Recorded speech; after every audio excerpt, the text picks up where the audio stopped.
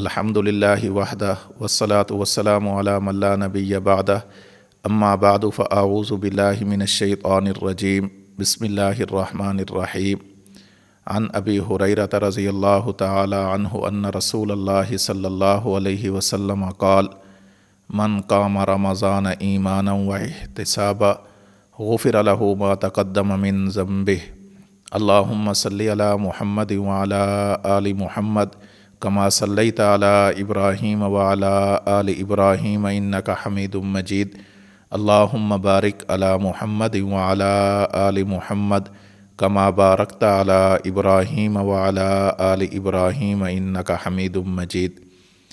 رمضان المبارک کی عبادات میں ایک اہم عبادت تراویح ہے۔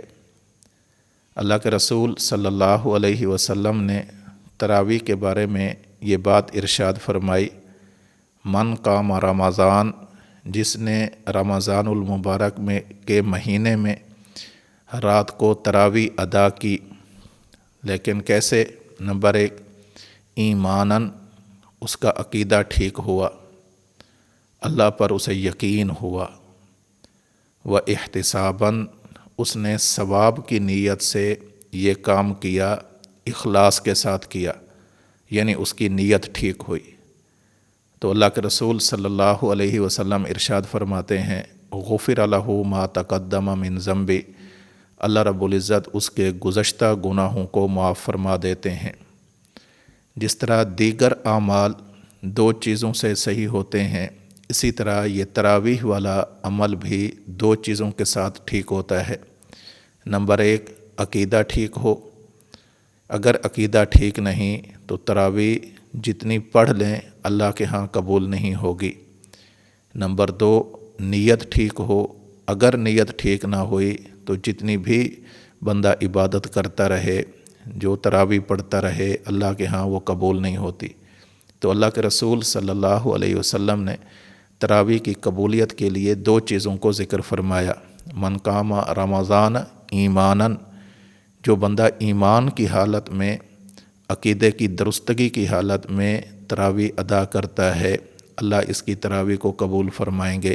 نمبر 2، و احتساباً، جس نے اللہ سے ثواب کی امید کی نیت سے تراویح پڑھی ہے، اللہ اس کی عبادت کو قبول فرمائیں گے۔ اگر عقیدہ ٹھیک نہ ہو تراویح تب بھی قبول نہیں ہے، اگر نیت ٹھیک نہ ہو تراویح تب بھی قبول نہیں ہے۔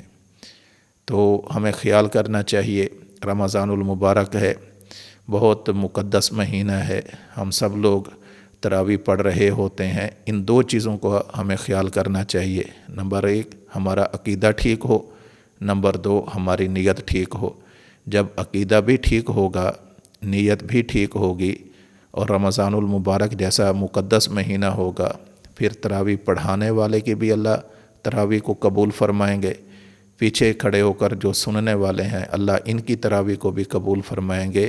اس لیے اللہ کے نبی صلی اللہ علیہ وسلم نے یہ لفظ ارشاد فرمایا ہے، من قام رمضان، کہ جس بندے نے تراویح ادا کی، چاہے وہ امامت کی صورت میں ادا کر رہا ہے، چاہے وہ اقتداء کی صورت میں ادا کر رہا ہے، دونوں قیام رمضان کر رہے ہیں، یعنی دونوں تراویح پڑھ رہے ہیں۔ تو تراویح پڑھنے سے ہوگا کیا؟ آخر میں اللہ کے رسول صلی اللہ علیہ وسلم نے اس کا اجر و ثواب ذکر فرمایا ہے، غفر لہ ما تقدم من ذنبہ، انسان نے گزشتہ زندگی میں جتنے گناہ کیے ہوں گے، رمضان المبارک میں تراویح میں قرآن پڑھ کر یا قرآن کو سن کر، یہ جو تراویح کے حکم پر عمل کرے گا، اللہ رب العزت اس کی برکت سے اس کی زندگی کے گزشتہ گناہوں کو معاف کر دیں گے۔ ہر بندے کی، ہر مسلمان کی، ہر اہل ایمان کی یہ خواہش ہے کہ اللہ رب العزت اس کے زندگی کے گناہوں کو معاف فرما دے۔ اور اللہ کے رسول صلی اللہ علیہ وسلم اس کا طریقہ بھی بتا رہے ہیں، اگر یہ چاہتے ہو کہ ہماری زندگیوں کے سابقہ گناہ معاف ہو جائیں تو پھر رمضان المبارک کا مہینہ ہے، اس مہینے میں تراویح کا اہتمام کرو، اللہ رب العزت سابقہ گناہوں کو معاف فرما دیں گے۔ تو حدیث مبارک سے جو چیز ہمیں سمجھ میں آئی وہ چیز کہ رمضان کا مہینہ آ جائے، نمبر 1 تراویح ادا کرنی ہے۔ نمبر 2 عقیدہ ٹھیک ہونا چاہیے۔ نمبر 3 نیت ٹھیک ہونی چاہیے۔ نمبر 4 اس پر اجر کیا ملے گا کہ اللہ رب العزت اس کے سابقہ گناہوں کو معاف فرما دیں گے۔